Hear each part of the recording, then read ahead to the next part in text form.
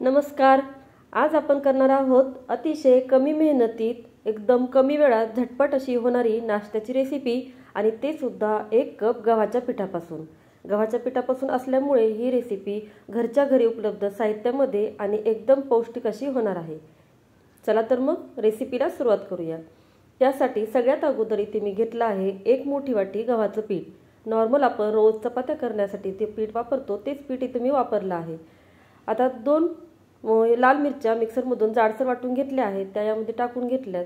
चवीपुरतं मीठ टाकायचे आणि बारीक चिरलेली कोथिंबीर टाकून घ्यायची. 1 छोटा चमचा तेल टाकून घ्यायचं. आता हे सर्व साहित्य आपण व्यवस्थित मिक्स करून घेऊया.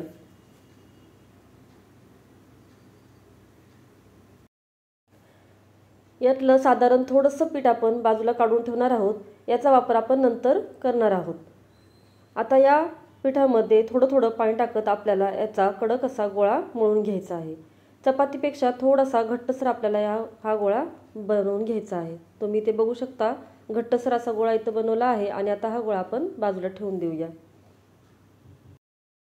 आता जे कोरडं पीठ आपण काढून घेतलं आहे त्यामध्ये थोडं थोडं पाणी टाकत आपल्याला पातळ असं याचं एक मिश्रण बनवून घ्यायचं आहे. तुम्ही ते बघू शकता, अशा प्रकारचं इथं आपल्याला जास्त घट्ट नाही आणि पातळ नाही अशा प्रकारचं मिश्रण बनवून आपण ते बाजूला ठेवलं आहे. आता इथे मी 2 बटाटे उकडून घेतले होते, त्याला किसणीने किसून घेतलं आहे. त्यामध्ये 2 ते 3 हिरव्या मिरच्या बारीक चिरलेल्या, अर्धा इंच आल्याचा तुकडा किसून घेतला तो टाकला आहे. अर्धा चमचा जिरे टाकायचे आहेत. अर्धा चमचा इथे मी धने पावडर टाकला आहे.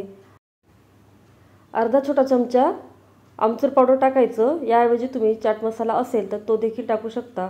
चाट मसाला किंवा आमचूर पावडरमुळे या नाश्त्याला एकदम चटपटीत अशी टेस्ट येते.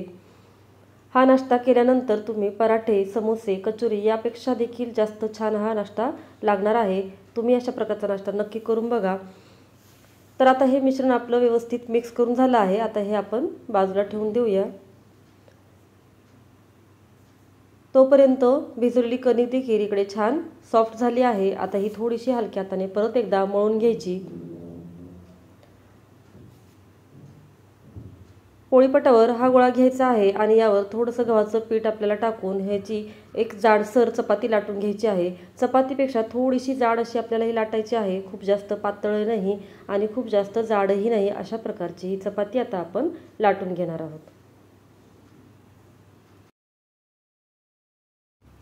तर हे बघा, अशा पद्धतीने आपल्याला ही चपाती लाटून घ्यायची आहे. आता या चपातीवर हिरवी चटणी सगळीकडून पसरवून घ्यायची आहे. कोथिंबीर, हिरवी मिरची, थोडासा पुदिना याची बनवलेली ही चटणी आहे. आता आणखी चटपटीत टेस्ट येण्यासाठी यावर आपण लहान मुलांच्या आवडीचा टोमॅटो केचप टाकून घेणार आहोत आणि ते देखील पसरवून घ्यायचं आहे. तुम्ही तुमच्या आवडीप्रमाणे कोणतीही चटणी यावर टाकून घेऊ शकता.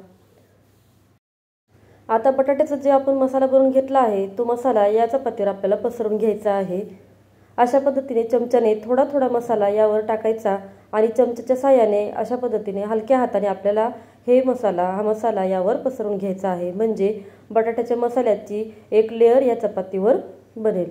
आता बारीक चिरलेला कांदा यावर टाकून घेऊया. त्यानंतर चपातीचा अशा पद्धतीने रोल बनवायचा आहे. रोल बनवत असताना हलक्या हाताने थोडंसं प्रेस करायचं, म्हणजे यात राहणारी हवा आहे ती निघून जाईल. दोन्ही बाजूच्या कडा अशा पद्धतीने चिटकवून घ्यायच्या, म्हणजे यातील मिश्रण बाहेर येणार नाही. आता परत एकदा हलक्या हाताने लाटण्याने यावर फिरवून घ्यायचं, म्हणजे यामध्ये एअर राहणार नाही, हवा राहणार नाही आणि हे सर्व मिश्रण या चपातीला छान व्यवस्थित सगळीकडून चिटकून राहील.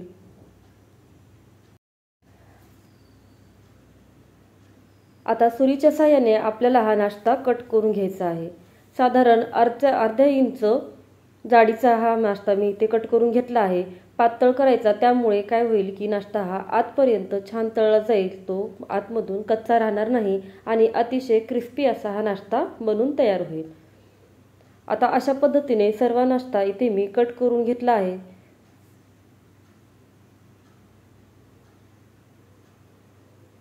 जे मिश्रण आपण बनवून ठेवलं होतं त्यामध्ये 1 छोटा चमचा इथे मी पांढरे तीळ टाकून घेतले आहेत आणि हे व्यवस्थित या मिश्रणामध्ये मिक्स करून घेऊयात. त्यानंतर आपण जो नाश्ता कट करून ठेवला आहे त्यातले एक एक पीस अशा पद्धतीने घ्यायचे आणि या मिश्रणामध्ये छान असे डिप करून घ्यायचे. दुसरीकडे कढईमध्ये तेल गरम करून घेतलंच आहे, त्यामध्ये हा नाश्ता आता आपण तळून घेणार आहोत। आता हा नाश्ता आपला गव्हाच्या पिठाचा आहे, त्यामुळे याला जास्त तेल लागत नाही। अतिशय कमी तेलात देखील छान क्रिस्पी असा हा नाश्ता तयार होतो। आता दोन्ही बाजूनी छान क्रिस्पी होईपर्यंत, कुरकुरीत होईपर्यंत हा नाश्ता आपल्याला तळून घ्यायचा आहे। तुम्ही इथे बघू शकता, अगदी सुरेख असा रंग या नाश्त्याला आला आहे। एकदम छान गोल्डन रंगावर मस्त हा नाश्ता आपण तळून घेऊयात। गव्हाच्या पिठाचा असल्यामुळे अतिशय कमी तेलात क्रिस्पी नाश्ता इथे तयार होतो। समोसा, कचोरी आणि पराठे यापेक्षा देखील मुलं हा नाश्ता खूप जास्त आवडीने खातात। तर तुम्ही देखील हा नाश्ता घरच्या घरी नक्की बनवून बघा, मुलांना खूप जास्त आवडेल। तर फ्रेंड्स, आजची ही रेसिपी तुम्हाला कशी वाटली हे कमेंट बॉक्समध्ये नक्की सांगा। रेसिपी आवडली असेल तर रेसिपीला लाईक करा, चॅनलवर नवीन असाल तर चॅनलला सबस्क्राईब करून घ्या। चला तर मग परत भेटू अशाच मस्त रेसिपींसोबत। तोपर्यंत धन्यवाद।